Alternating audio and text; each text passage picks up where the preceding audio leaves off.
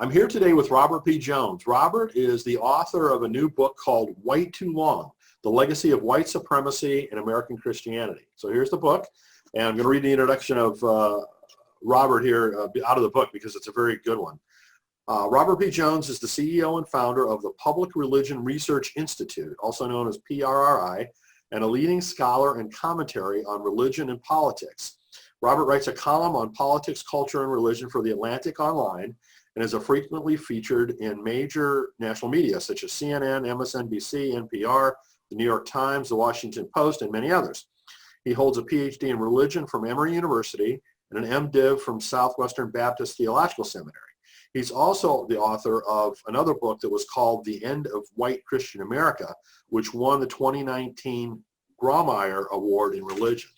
So Robert, it's really a pleasure to have you join us here today. Oh, I'm glad to be here. Maybe you can start off by telling us about your new book. It's relatively recently released and doing well. So tell us more about how that came about.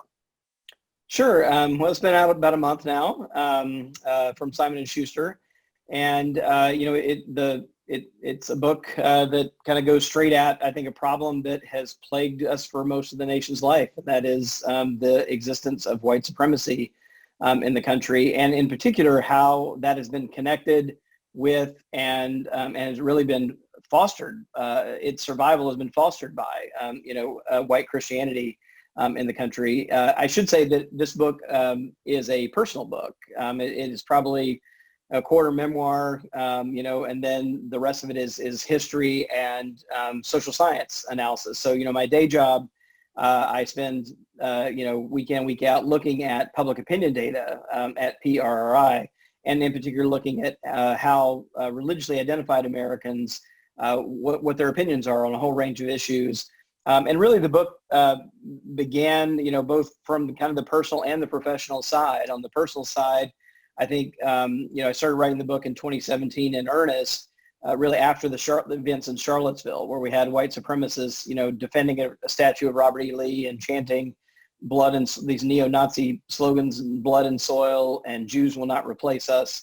Found, that among a number of other events, very disturbing and really started writing in earnest there.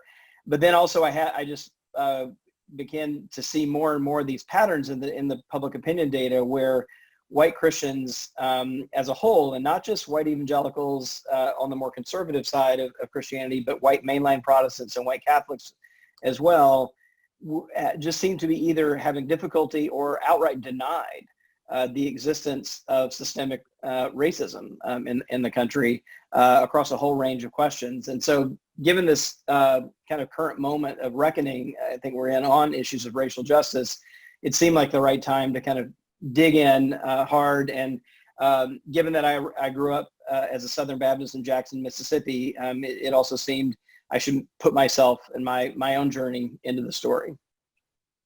Well, it's really an excellent book. It's very practical. I just love, some of the examples that you've given in there of, churches working together. The one in Macon, Georgia, where it's used to be a single church that split, I guess, was it decades or centuries ago, and now is collaborating. And you want to talk about that a little bit?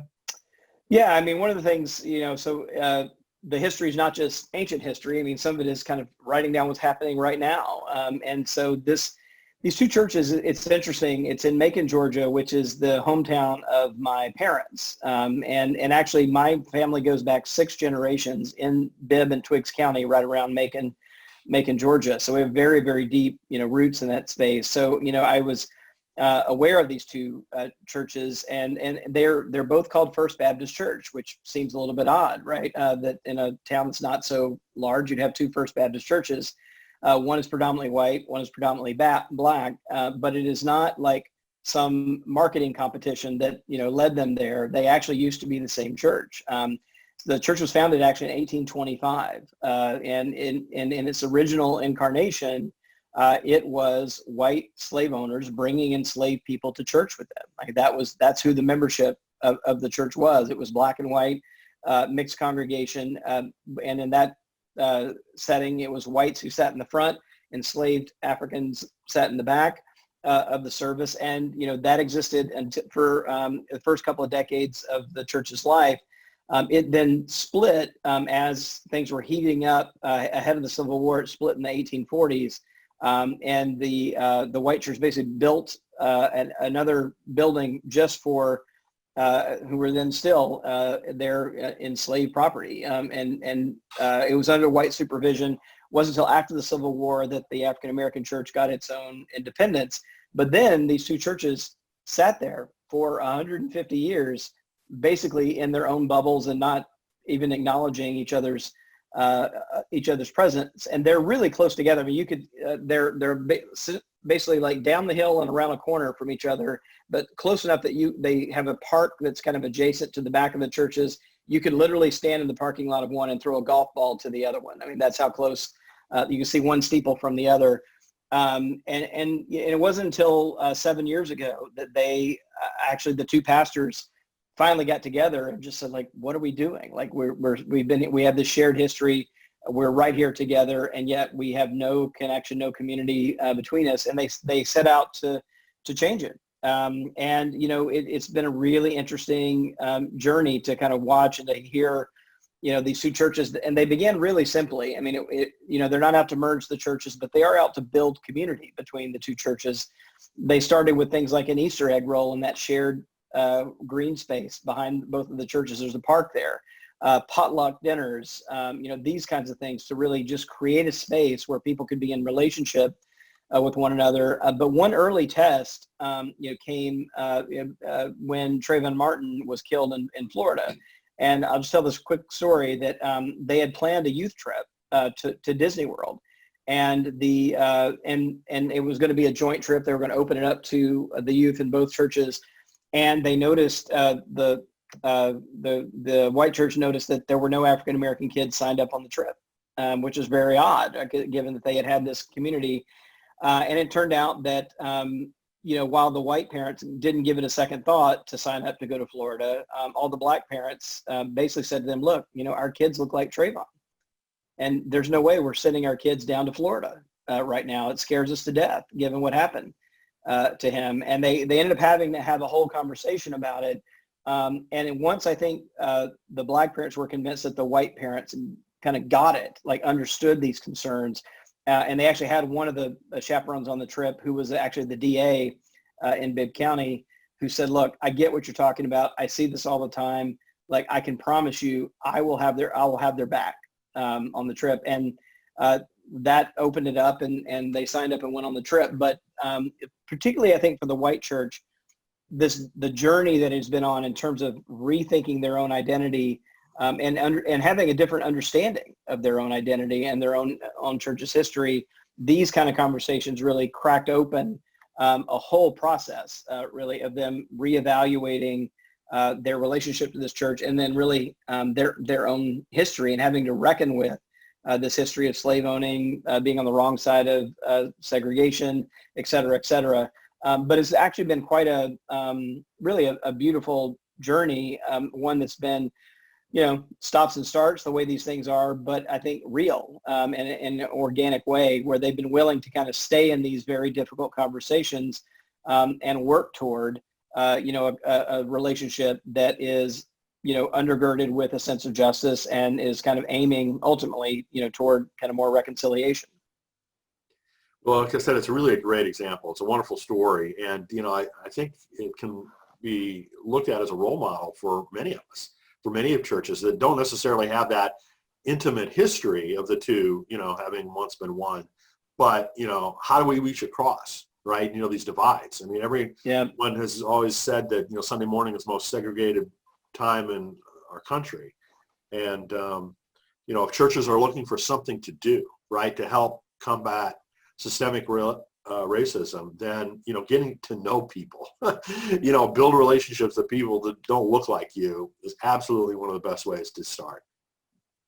Yeah, and I think particularly for, those of us on the white Christian side of things, the first chapter in the book I titled Seeing, S-E-E-I-N-G, and did that for a reason that I think I know in my own life, my own journey, just seeing the realities of systemic racism is like one of the biggest initial hurdles, I think, because one of the things that white supremacy has done, I think, and in particular the way it's functioned inside of white Christian churches, is to render itself invisible, right, particularly to whites. And so kind of just one of the things that I think it did, just being in those conversations, just on that example of Trayvon Martin, for example, the white pastor, Scott Dickinson, said to me, he said, look, I'd like to think that had we not been on this journey already with this other African-American church, I would like to think I would have preached a sermon related to Trayvon Martin and systemic racism, but I'm not sure I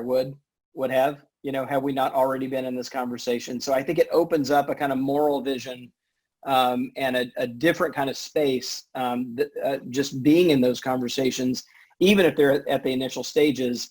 It kind of awakens a kind of broader consciousness, I think, among white Christians than we will naturally have with ourselves, particularly in having inherited a theology that I think the only way to really say it is kind of morally blind to systemic racism and issues like that. Well, I think, that's such an important point, what you call seeing, maybe awareness, whatever, terms that you want to use, that gradually, long overdue, it seems like white people are becoming more aware. But at the same time, because of your statistical work, you've got all this data, as you said, that shows that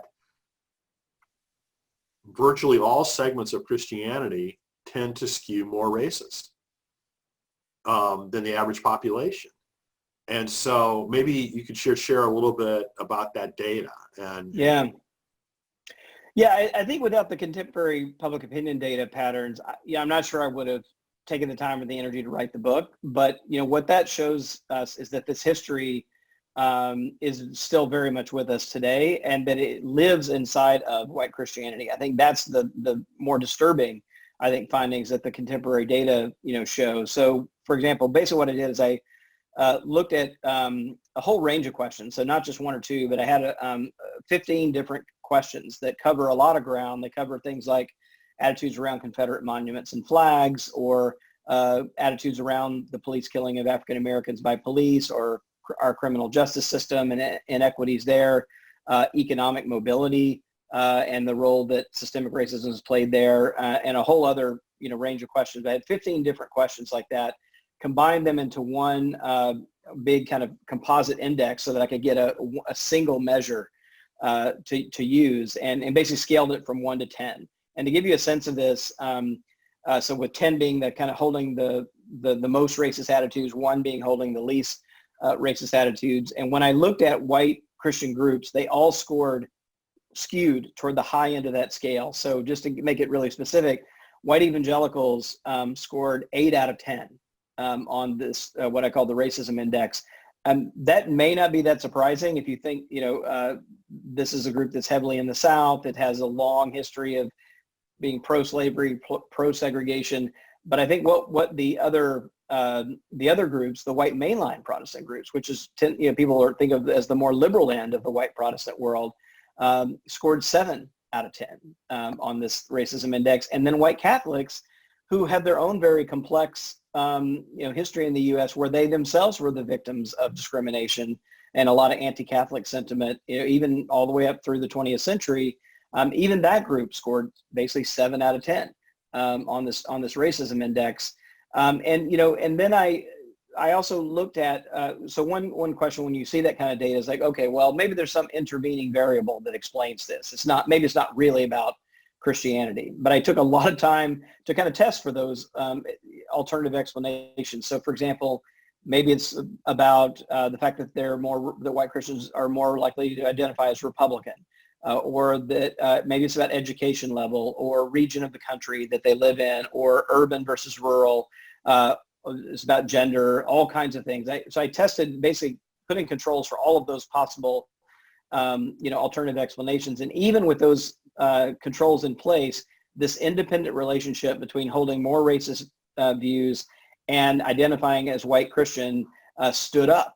And then the one other, tire I kicked here is that I think people often wonder, well, maybe these are just Christians in name only, right? So maybe they just self-report that they're Christian, but they don't really have a connection to a church or a congregation, haven't really been discipled in the faith, et cetera, et cetera. So like a really valid, question. So maybe it's just people giving lip service to being Christian. But even when I brought in things like church attendance, which would, be a measure of how closely connected someone is to a congregation, that at best, church attendance has no effect on levels of racism among white Christians.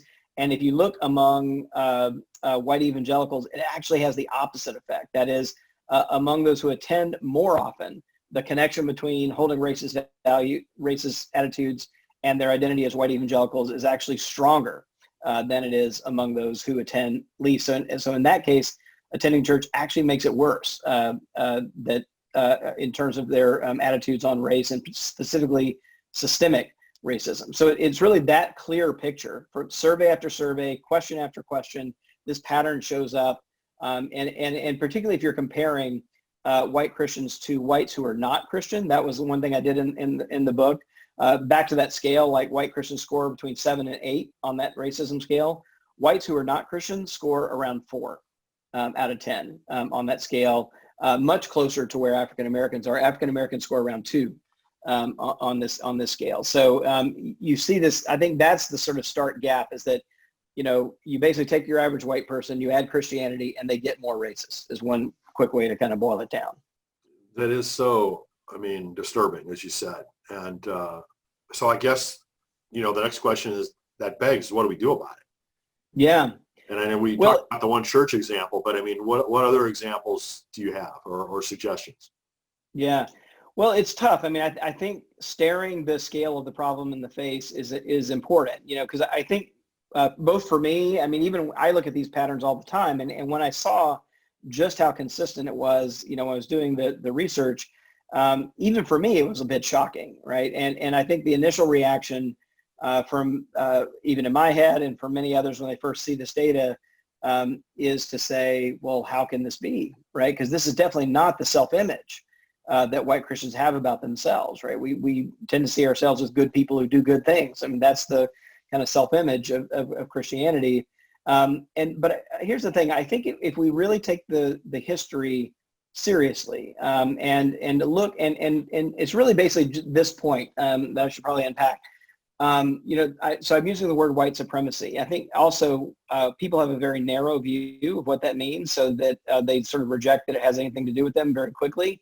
They think of people burning crosses, the KKK burning crosses in people's lawns, but I actually mean something much broader than that by the word white supremacy. And if we unpack it, it really is the more plain meaning of the word. Even if we flip the words around to talk about the kind of a dedication to a worldview where whites are superior to other races. And there's really no way to read most of American history and even Christian history, white Christian history, without seeing that one of the things under the hood all the way through was this kind of a priori or prior commitment to a worldview where whites were divinely ordained as the superior race, and everyone else was seen to be an inferior race, and that basically justified a kind of society set up to privilege and protect the lives of whites, even at the expense of others, because there was this kind of hierarchical understanding of the races, and white Christianity was the thing that justified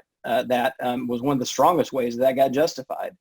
When you take that history seriously and you think, okay, look, it is formidable what we're facing here, because it means that all of Christian theology that got formed in America was shaped around that prior commitment, right, and that prior idea.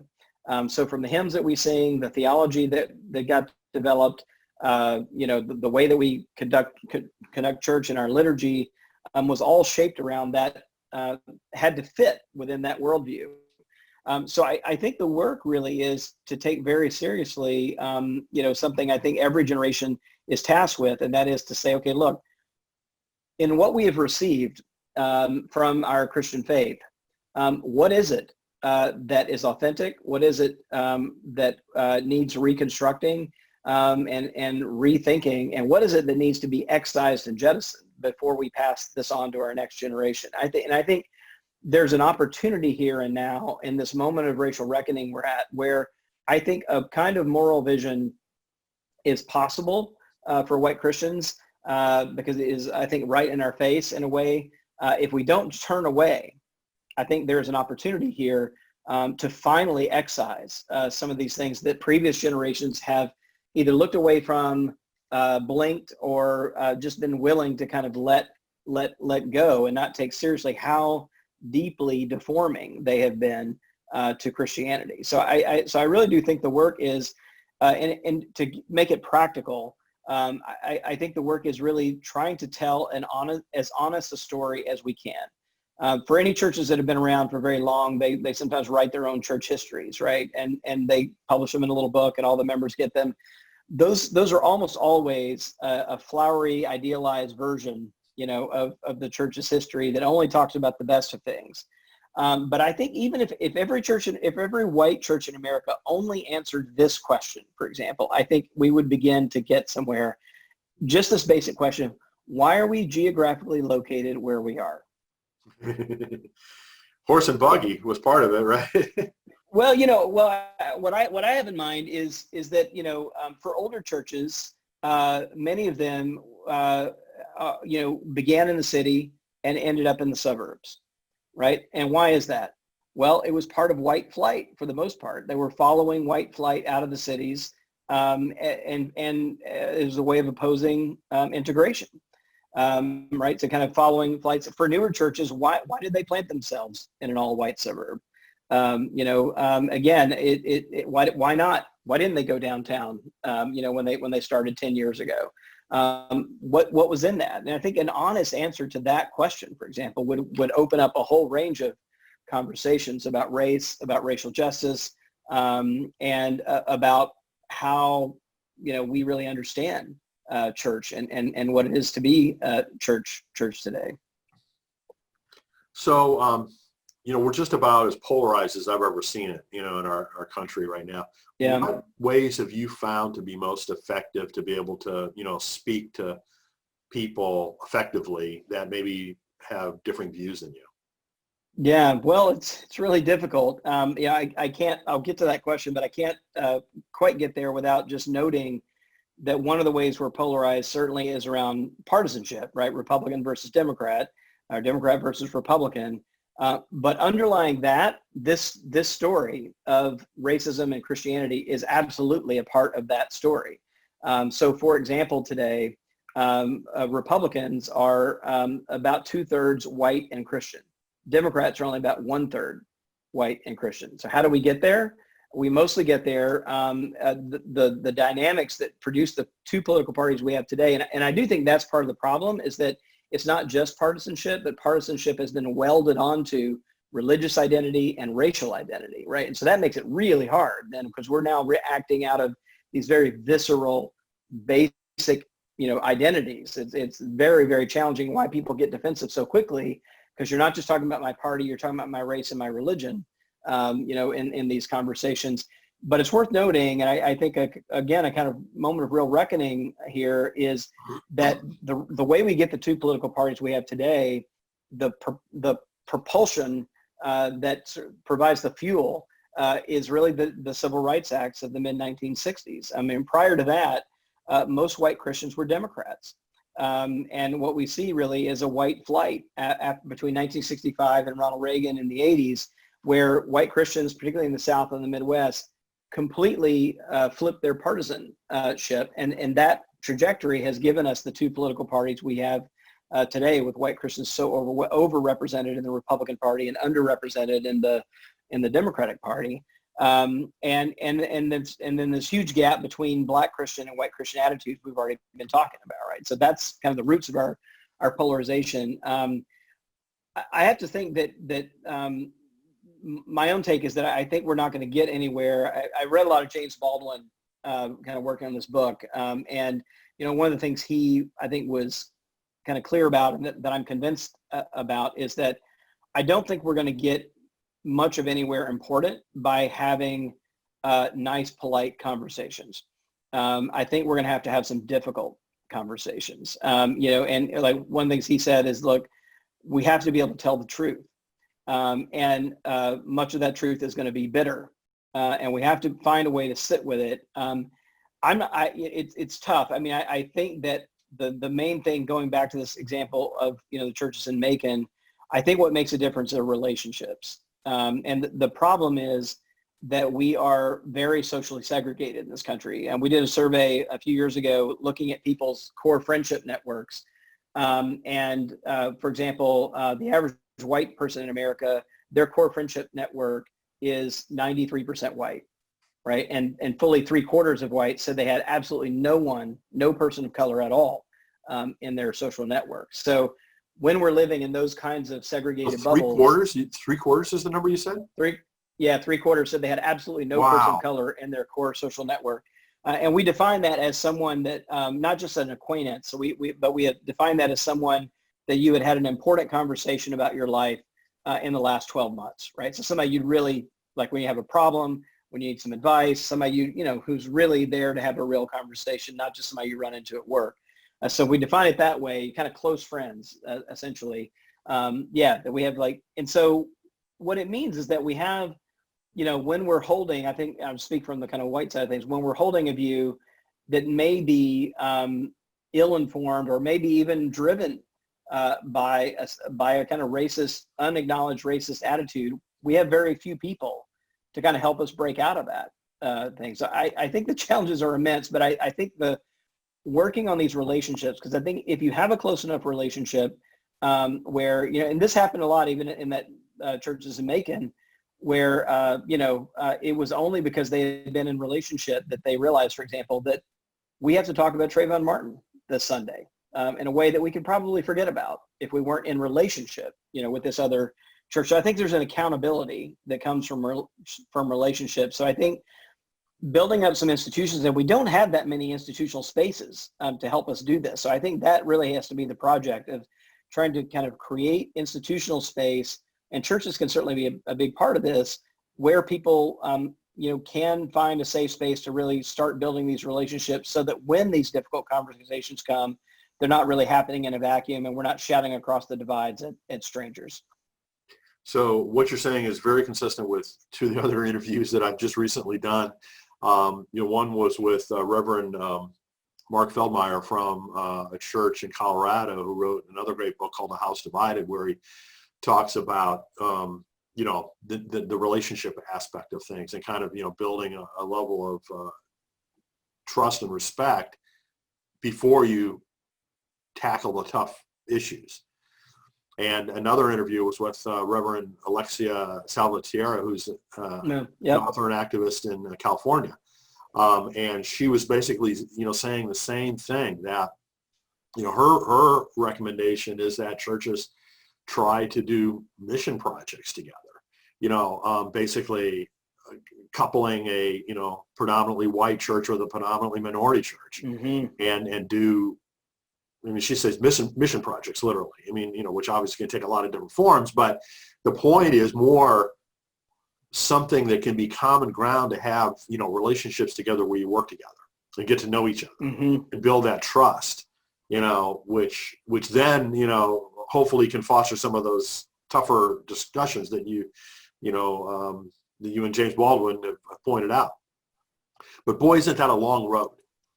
You know what I mean? To make that happen across the country, right? In a mass kind of way. I don't know that there's any other answer. I wish there was, but boy, that's now, the other example I'll give is, another thing I do is I produce publishing and color conferences.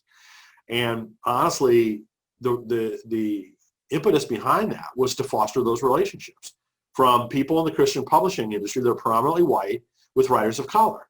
Just get to know each other, right? And get to build relationships, because so much in business, as you well know, is who you know, and who knows you. And so just building those very, fundamental, elemental relationships is just so critical. Besides, I think it's right.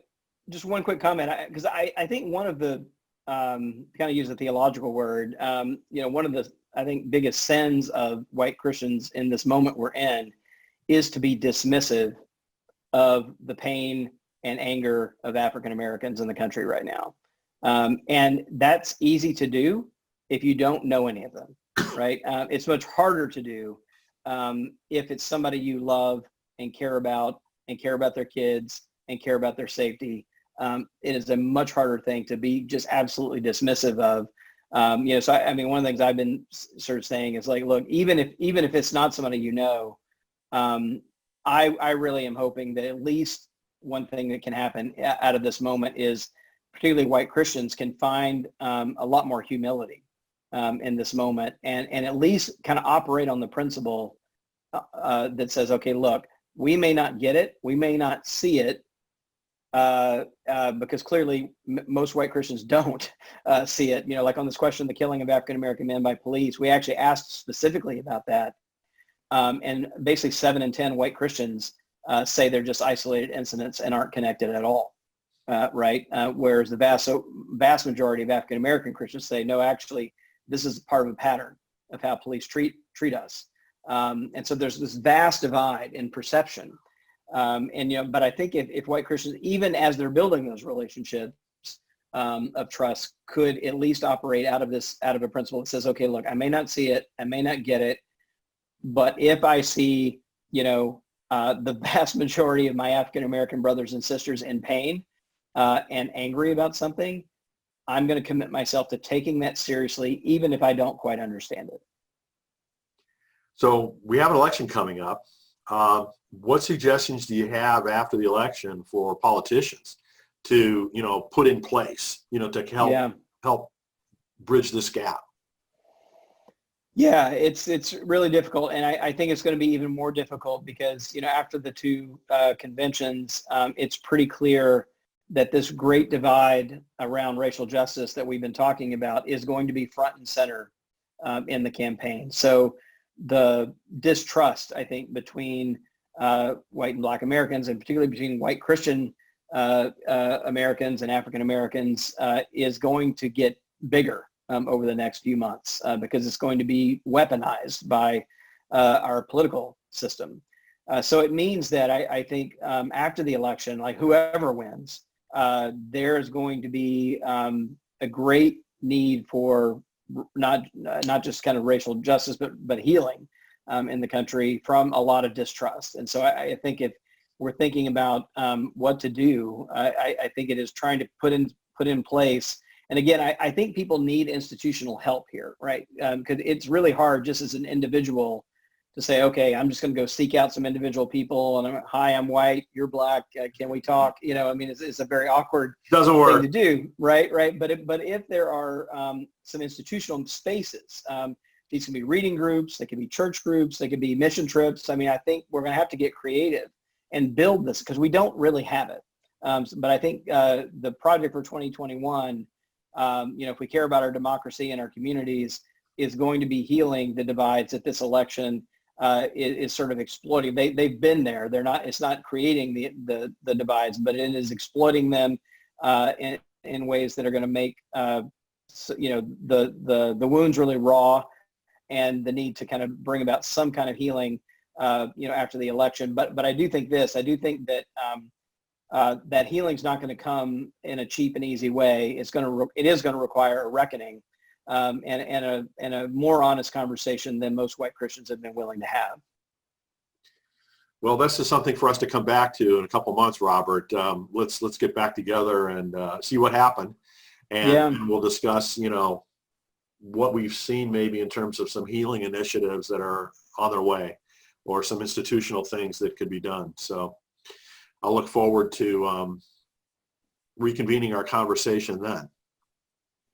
Great. Yeah, that sounds great. Well, thanks very much for joining us. This has really been a fantastic conversation. And let me again, suggest that everyone get a copy of Robert's book, because it really does build awareness and shows, specific data. And for those of us who like science and like math and like data, it's a really good read. So thanks again, Robert, for joining us. Oh, thanks so much. Thanks for having me.